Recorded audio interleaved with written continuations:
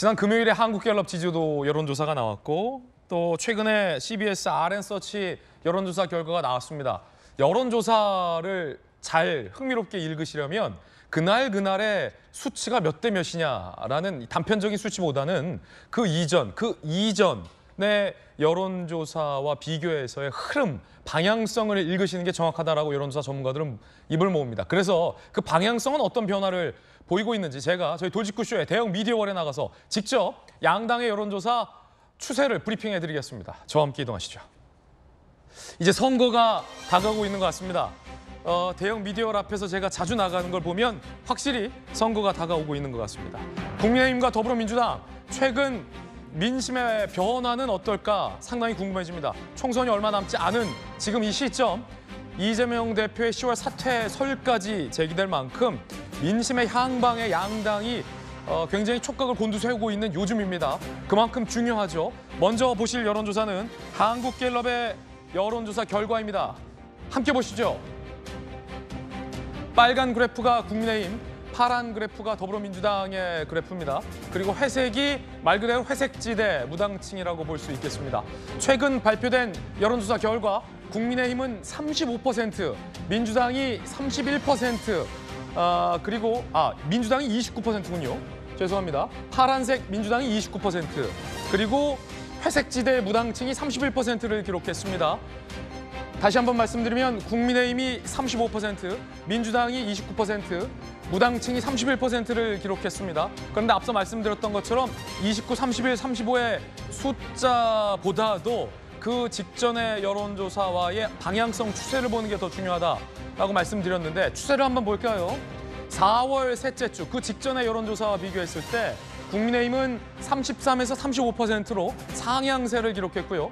민주당은 30에서 29%로 1%포인트 하향세를 기록했습니다. 자, 그러면 한 주 더 가볼까요? 자, 7월 둘째 주와 비교를 했을 때 국민의힘은 33, 33, 35의 방향성을 기록했고 민주당의 그래프가 더 드라마틱합니다. 7월 둘째 주까지만 하더라도 국민의힘과 33, 32 거의 동수의 지지율을 기록했습니다. 그러다가 민주당의 지지율이 32, 30, 29로 뚝뚝뚝 떨어졌습니다. 급기야 20%대를 기록했는데 이 한국갤럽의 여론조사에서 윤석열 정부 출범 이후에 민주당이 29%를 찍은 것은 매우 이례적인 상황이긴 합니다. 또 다른 여론조사도 준비했습니다. 이번에는 CBS와 노컷 뉴스가 의뢰하고 실시한 RN서치 여론조사 결과입니다. RN서치 여론조사 결과는 어떻게 다를까요? 함께 보시죠. 자, 역시 파란색 그래프가 민주당, 빨간색 그래프가 국민의힘입니다. 최근 실시된 RN서치 여론조사 결과 민주당은 43.3%, 국민의힘은 37.2%, 무당층은 15.4%를 기록했습니다. 그런데 방향성, 추세를 보시면 민주당은 47.8%, 그러니까 7월 셋째 주에 거의 50%에 가까운 엄청난 지지율을 이 RN서치 여론조사에서 기록했습니다. 그런데 지금 발표된 지지율을 보면 이 빠짐세, 하락세도 매우 드라마틱합니다. 47.8%에서 43.3%. 그러니까 5.5%포인트가 4.5%포인트가 빠진 겁니다. 그런가 하면 국민의힘은 34.0%에서 37.2%, 3.2%포인트 상승한 그래프를 그렸습니다. 그러니까 하나하나의 숫자를 배제하고더라도 하락세 그래프를 그린 민주당과 상승세 그래프를 그린 국민의힘의 지지율이 양쪽 여론조사 모두 다 동일하게 보이고 있다는 겁니다. 왜 이런 걸지 궁금한데 김영주 의원님, 큰 선거 민주당에서 홍보본부장으로 진두지휘 많이 해보셨잖아요. 지금 수치상으로는 조금 차이가 있습니다만 앞서 한국갤럽과 지금 RN서치 여론조사에서 양당 지지율의 추세는 좀 비슷해요. 왜 그럴까요? 그렇습니다. 우선은 이제 이화영 사태가 결국 이화영이 중요한 게 아니라 이재명 리더십의 문제로 생각해서 중도층에 있는 분들이 일부는 국민의힘으로 이탈하거나 무당파층으로 가고 있다.